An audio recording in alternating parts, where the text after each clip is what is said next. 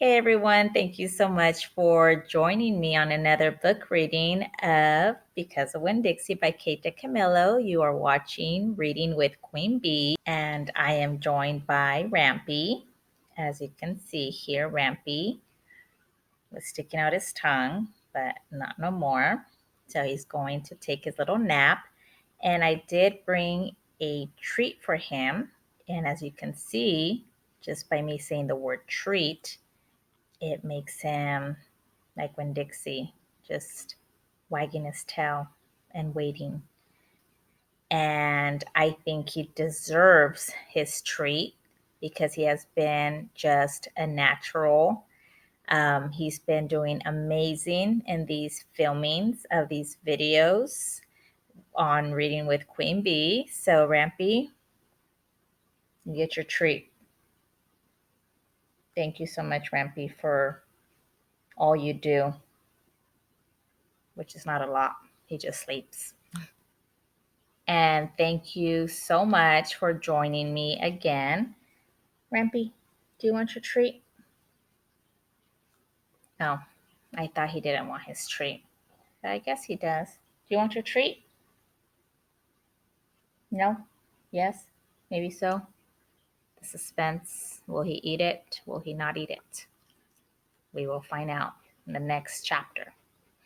Just kidding. We'll find out right now during the filming of this video. Let's get to reading. In chapter 23, we figured out that Winn-Dixie was lost. They couldn't find him. The thunderstorm was coming. It poured. It rained, and Winn-Dixie is lost. So we're going to read chapter 24 and see what happened to Winn-Dixie.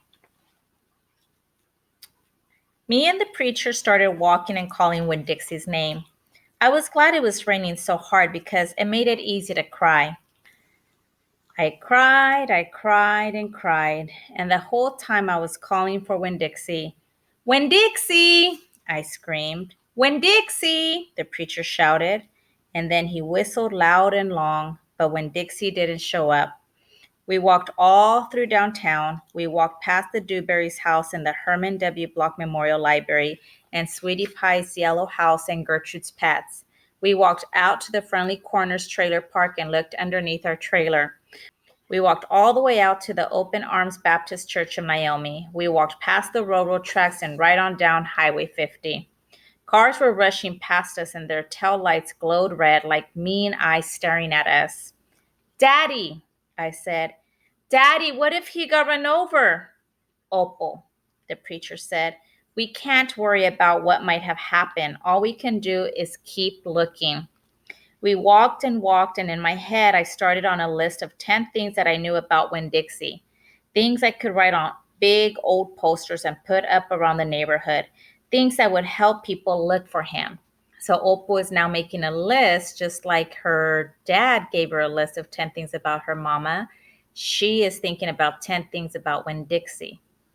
Number 1 was that he had a pathological fear of thunderstorms. Number 2 was he liked to smile using all his teeth. Number 3 was he could run fast. Number 4 was that he snored. Number 5 was that he could catch mice without squishing them to death. Number 6 was he liked to meet people. Number 7 was he liked to eat peanut butter. Number 8 was he couldn't stand to be left alone. Number 9 was he liked to sit on couches and sleep in beds. Number 10 was he didn't mind going to church. Oh, so there's her list of the 10 things about Winn-Dixie. I kept on going over and over the list in my head. I memorized it the same way I had memorized the list of 10 things about my mama. I memorized it so if I didn't find him, I would have some part of him to hold on to. So just like she holds on to her mama by the 10 things she knows about her. But at the same time, I thought of something I had never thought of before, and that was that a list of things couldn't even begin to show somebody the real Winn-Dixie, just like a list of 10 things couldn't even get me to know my mama. And thinking about that made me cry even more. Me and the preacher looked for a long time, and finally he said we had to quit. But Daddy, I said, Winn-Dixie's out there somewhere. I can't leave him. Opal, the preacher said, we have looked, and there's only so much looking we can do. I can't believe you're going to give up, I told him.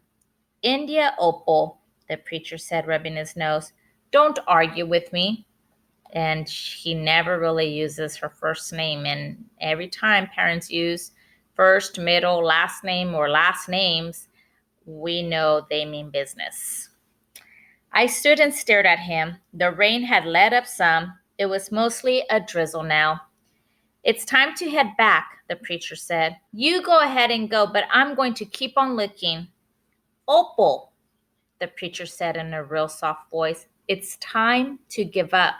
You always give up, I shouted. You're always pulling your head inside your dumb old turtle shell. I bet you didn't even go out looking for my mama when she left. I bet you just let her run off too. Ooh, so Opal is upset. Baby, the preacher said, I couldn't stop her. I tried. Don't you think I wanted her to stay too? Don't you think I miss her every day? He spread his arms out wide and then dropped them to his sides. I tried, he said. I tried. Then he did something I couldn't believe. He started to cry. The preacher was crying. His shoulders were moving up and down, and he was making snuffly noises. And don't believe that losing Winn-Dixie doesn't upset me as much as it does you, he said. I love that dog. I love him too. Daddy, I said. I went and wrapped my arms around his waist. He was crying so hard he was shaking.